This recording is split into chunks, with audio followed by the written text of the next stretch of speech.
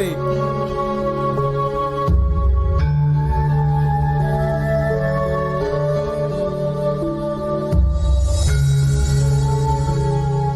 Mbok Rondo adalah seorang janda yang hidup sebatang kara. Suaminya sudah meninggal bertahun-tahun lalu dan mereka belum dikaruniai anak. Sehari-hari, Mbok Rondo hanya mencari kayu dan berkebun. Ia hidup kesepian dan rumahnya jauh dari tetangga. Pada suatu sore, Mbok Rondo sedang mencari kayu bakar seperti biasanya. Ia berjalan seorang diri menuju ke dalam hutan.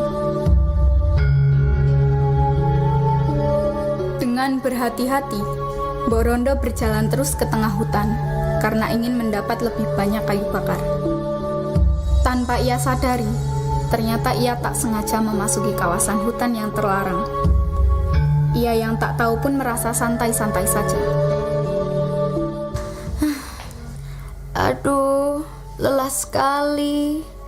Andai aku mempunyai seorang anak, akan kujaga dia. Aku juga tidak akan lelah dan kesepian seperti ini. Tanpa disadari, ternyata ada seorang raksasa yang sedari tadi sedang memperhatikan dan dengan tidak sengaja mendengar keluhan Mbok Rondo. Sepertinya dia memang menginginkan seorang anak. Raksasa lalu berjalan mendekati Mbok Rondo. Namun Mbok Rondo takut. Ia mengira raksasa akan memakannya.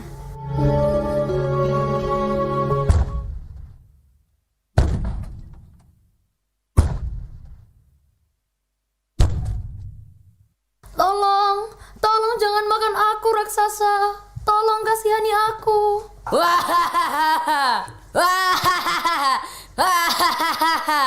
Siapa yang akan memakanmu? Dengarkan aku. Kau tidak punya anak kan? Raksasa yang melihat itu lalu memberikan sebuah kantong.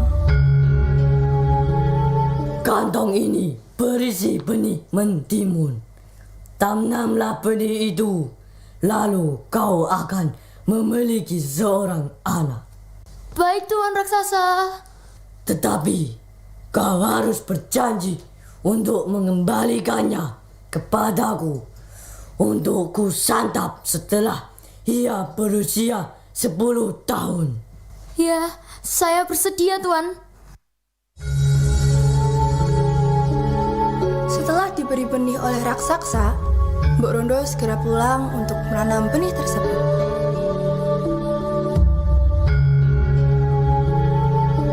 Setelah sampai di rumah, Mbok Rondo segera mencari cangkul dan menuju halaman rumahnya. Mbok Rondo mencangkul tanah, lalu menanamkan benih yang telah diberikan oleh raksasa. Mbok Rondo merawat benih itu dengan hati-hati dan penuh kasih sayang.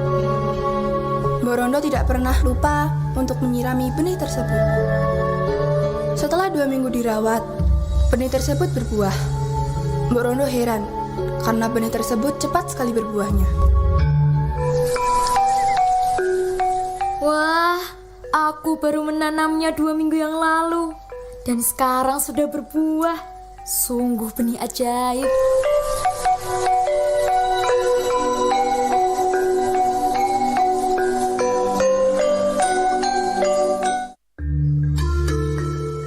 Seperti biasanya, saat dirasa hari sudah mulai sore, Mbok Rondo pergi ke hutan untuk mencari kayu bakar untuk bahan bakar.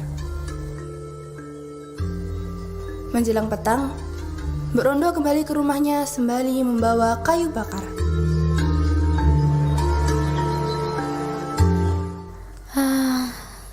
Akhirnya aku sampai juga.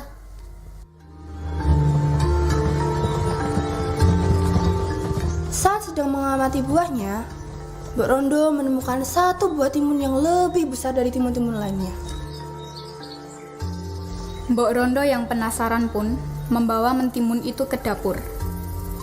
Walaupun agak kesulitan, karena ternyata mentimun itu cukup berat.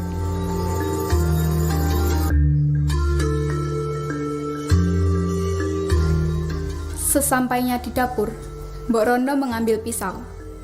Mbok Rondo berencana akan membelah timun tersebut. Lalu dengan hati-hati, Mbok Rondo membelah timun tersebut dengan pisau.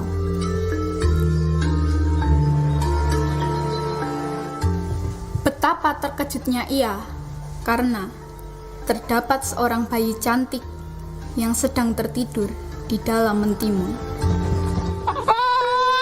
Wah, cantik sekali kamu.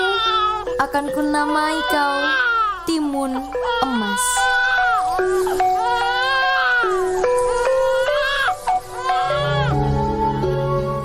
Tahun telah berlalu. Bayi mungil bernama Timun Mas itu tumbuh menjadi gadis cantik berambut hitam panjang yang lebat. Sehari-hari, Timun Mas hanya bermain sendiri di rumahnya. Timun Mas tidak mempunyai seorang teman. Rumahnya yang jauh dari tetangga juga menjadi salah satu penyebabnya. Aku bosan bermain sendiri terus. Aku ingin punya teman. Karena Timun Mas kesepian, ia pun pergi ke desa. Mbok, aku ingin punya teman. Aku pergi ke desa ya. Jangan lama-lama ya. Iya, Mbok. Setelah memasuki kawasan pedesaan, Timun Mas melihat ada beberapa anak yang sedang bermain bersama. Anak-anak itu terlihat sangat ceria.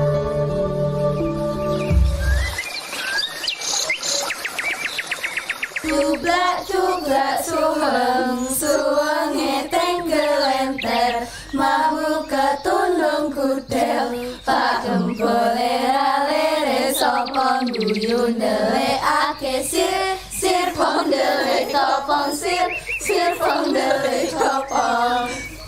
Teman-teman, aku juga ingin ikut bermain. Boleh ya? Anak-anak yang sedang asyik bermain itu sontak menghentikan permainan mereka, lalu menatap Timun Mas secara bersamaan. Apaan sih? Ganggu banget. Pergi sana. Kita nggak mau main sama kamu. Iya, kami gak mau. Ibuku bilang gak boleh main sama kamu. Ibuku juga bilang begitu. Dah, pergi aja kamu. Timun Mas yang merasa kecewa dengan jawaban itu, lalu berjalan pulang ke rumahnya. Sebenarnya, ia merasa bingung. Kenapa mereka tidak mau bermain bersama? Lalu ada apa dengan orang tua mereka? Timun Mas pulang ke rumahnya dengan perasaan bingung. Timun Mas sedih karena sampai sekarang ia masih tak memiliki seorang teman. Timun Mas sampai di rumahnya dengan banyak pertanyaan. Timun, sini Nduk.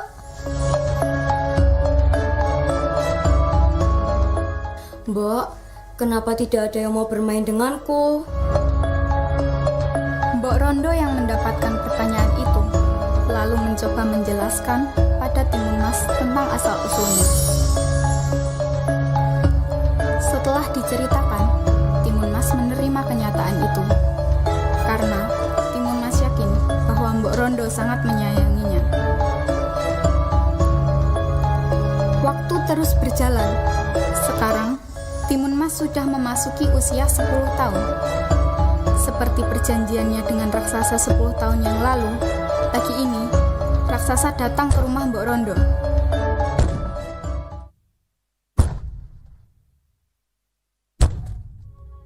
Di mana anak itu? Aku akan memakannya sekarang. Kumohon jangan sekarang, Tuan. Kenapa? Bukankah kita sudah membuat perjanjian 10 tahun yang lalu dan kau setuju dengan perjanjian itu? Karena masih ingin bersama Timun Mas, Mbok Rondo memberikan tawaran pada raksasa. Bagaimana saat dia berusia 12 tahun saja? Sekarang anak itu masih terlalu kecil untuk dimakan. Tuan tidak akan kenyang. Raksasa yang merasa tawaran itu tidak terlalu buruk pun menerimanya. Benar juga katamu. Baiklah, aku akan kembali 2 tahun lagi. Tetapi ingat, kalau sampai kau berbohong, kau juga akan kumakan. Setelah setuju, raksasa kembali ke dalam hutan larangan. Setelah kepergian raksasa, warga yang sempat heboh pun akhirnya tahu kalau Timun Mas adalah anak yang diberikan oleh raksasa. Setelah kedatangan raksasa, hari-hari berikutnya berjalan seperti biasanya. Mbok Rondo yang tetap mencari kayu bakar dan Timun Mas yang tetap bermain sendirian tanpa teman.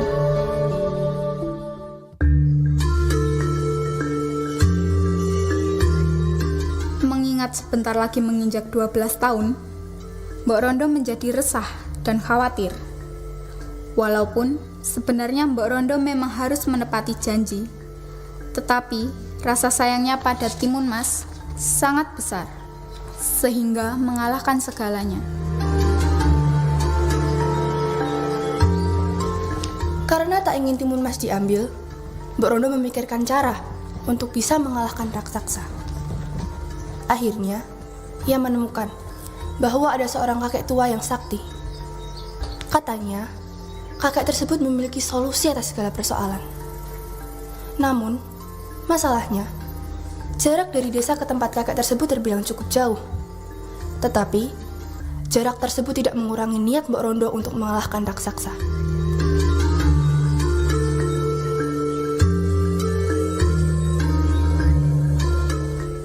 Malamnya, Mbok Rondo berpamitan kepada Timun Mas. Mbok Rondo akan pergi ke bukit tempat kakek sakti itu tinggal. Setelah sampai di bukit tersebut, Mbok Rondo bertanya kepada beberapa orang di sana. Akhirnya, setelah beberapa kali bertanya, Mbok Rondo bertemu dengan kakek tersebut. Setelah menjelaskan permasalahan yang dialami, Mbok Rondo lalu meminta solusi pada kakek itu.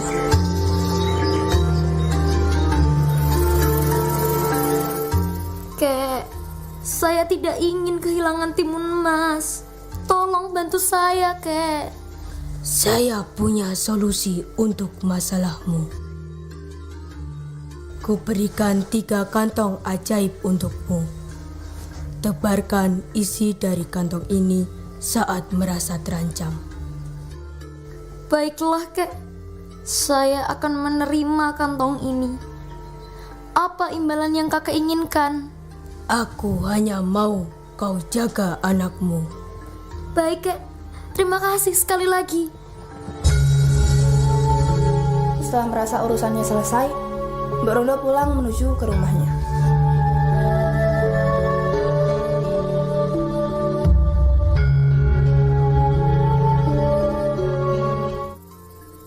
Timun, si Mbok telah menemukan solusi. Syukurlah, Mbok. Mbok Rondo memberikan kantong-kantong yang diterimanya dari kakek sakti kepada Timun Mas. Tanpa pikir panjang, Timun Mas menerima kantong tersebut. Kuberikan 3 kantong ini untukmu.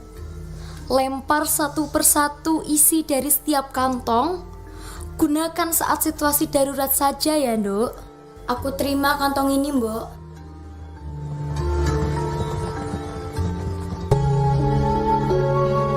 Pagi harinya, raksasa datang ke rumah Mbok Rondo untuk menagih janji. Sesampainya di rumah Mbok Rondo, raksasa memanggil Mbok Rondo. Mbok Rondo! Mbok Rondo yang mendengar itu, lalu meminta putrinya untuk bersembunyi. Lalu, ia menemui raksasa. Tuan. Aku ke sini untuk kembali menagih janji. Mbok Rondo yang tidak mau Timun Mas diambil pun kembali beralasan. Timun Mas sedang pergi, Tuan. Dia tidak ada di rumah. Kau tahu siapanya alasan? Sudah bertahun-tahun aku menunggu untuk menyantapnya. Dan sekarang sudah tiba waktunya. Raksasa yang tidak mendapatkan jawaban apapun dari Mbok Rondo menjadi semakin murka. Kalau kau tak ingin menyerahkan gadis itu, biar kau saja yang ku makan.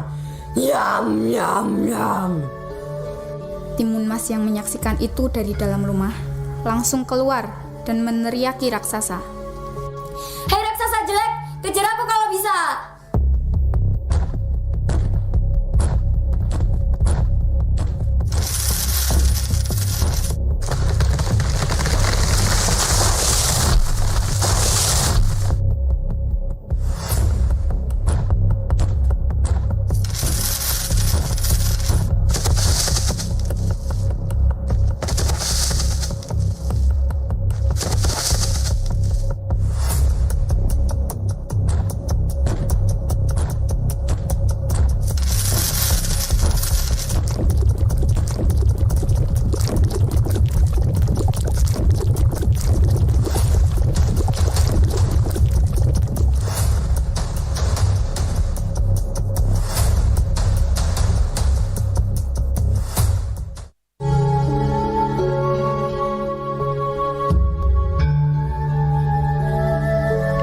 Raksasa pun kalah, tenggelam dalam kolam lumpur panas.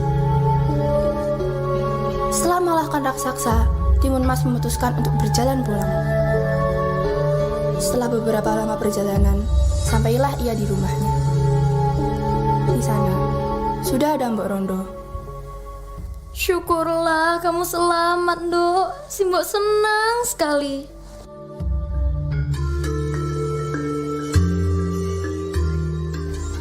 Setelah kejadian tersebut, hari-hari berlalu.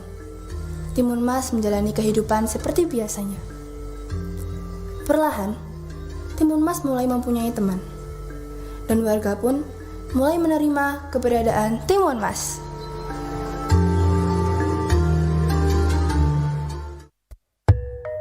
Teman-teman, ayo kita bermain bersama. Boleh, ayo. Wah, malam ini cerah ya.